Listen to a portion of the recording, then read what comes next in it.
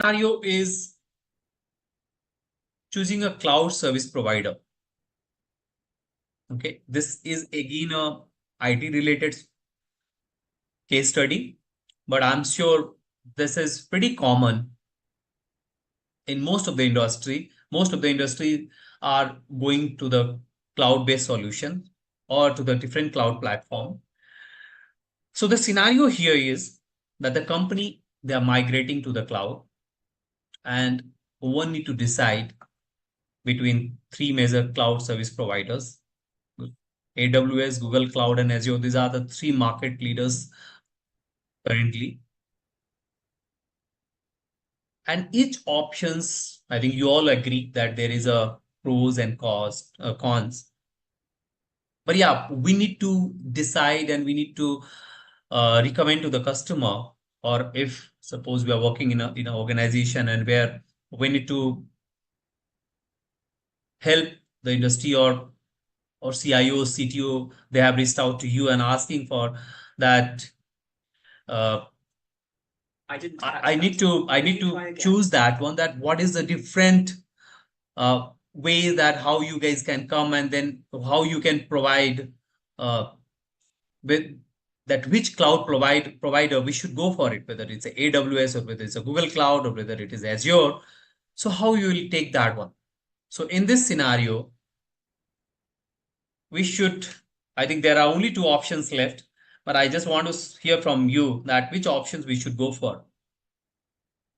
Should we go for the 5 whys, or should we go for the decision tree analysis? Decision tree is one and the 5 whys two. Which one you all suggest? One or two? Okay. So I'm Nagaraju. I'm just giving two options. The first option is the logical that 5 whys, or the logical tree. 5 why or the logical tree. Okay, I can see one. Okay, logical tree. 5 why I'm seeing. Nagaraj is telling.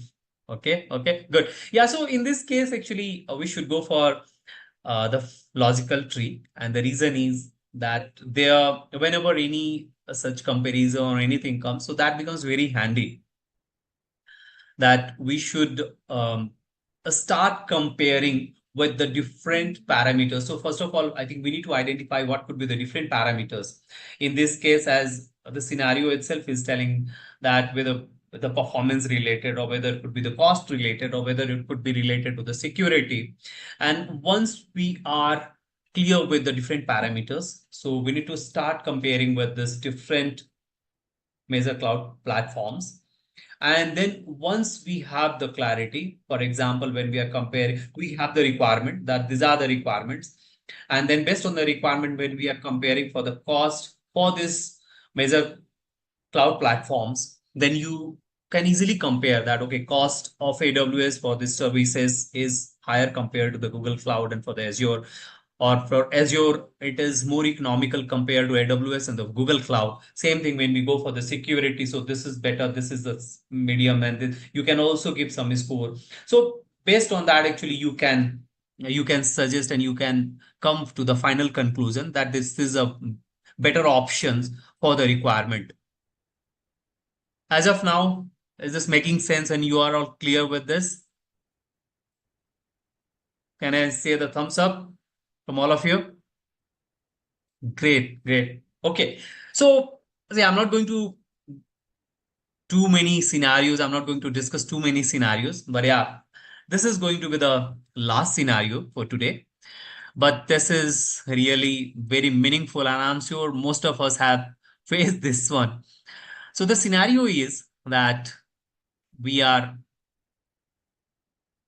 a hospital is facing complaints about long patient wait times, and we need to identify that what is the root cause, and accordingly we need to propose a solution.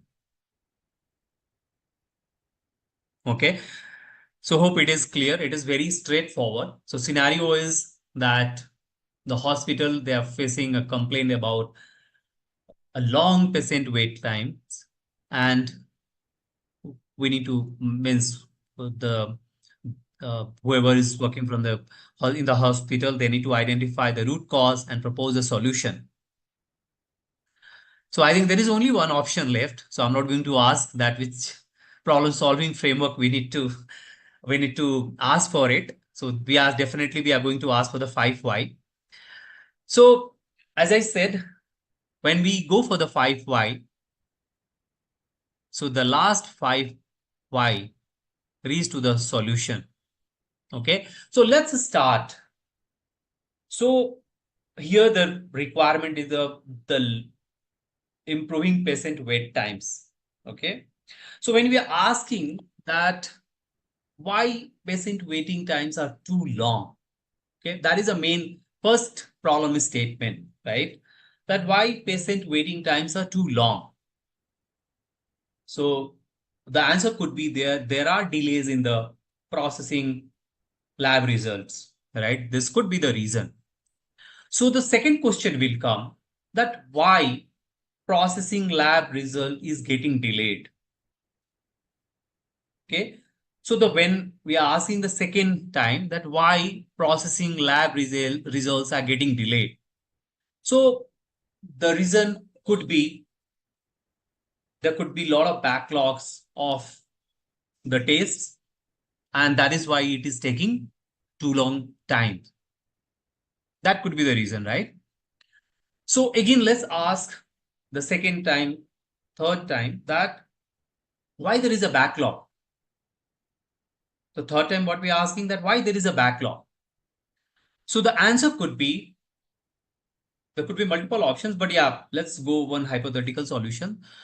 That's taking, there is a backlog because uh, the lab doesn't have too many staff who can process the results, right? This is very a possible scenario that could be the answer, that doesn't have the enough staff, and that is why it is taking too long time and backlog.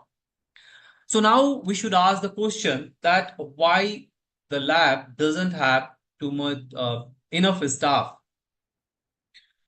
So the answer could be due to the budget constraint. Hospital doesn't have that many budget. They have doesn't have the budget to have so many staffs, and that is why they are taking, because of the minimum staff, they are taking too long time and it's getting delayed. So the last time when we are asking that why they don't have the why they have the budget constraint, that's a fifth why I'm asking. So the reason or answer could be that the hospital could have been misallocated funds toward some other non-priority projects, right? Yeah, they have a fixed budget every year. All company, they have a fixed budget. Even at home, we have certain budget which we spend. But yeah, that doesn't mean that whatever they allocate, that is that important.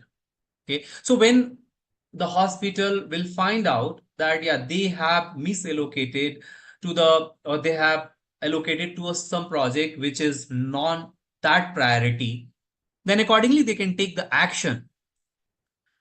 So finally, they can reach to the conclusion that instead of allocating fund to some non-priority items, if they can allocate to lab related things, so it will become very impactful, and the customer will have, or the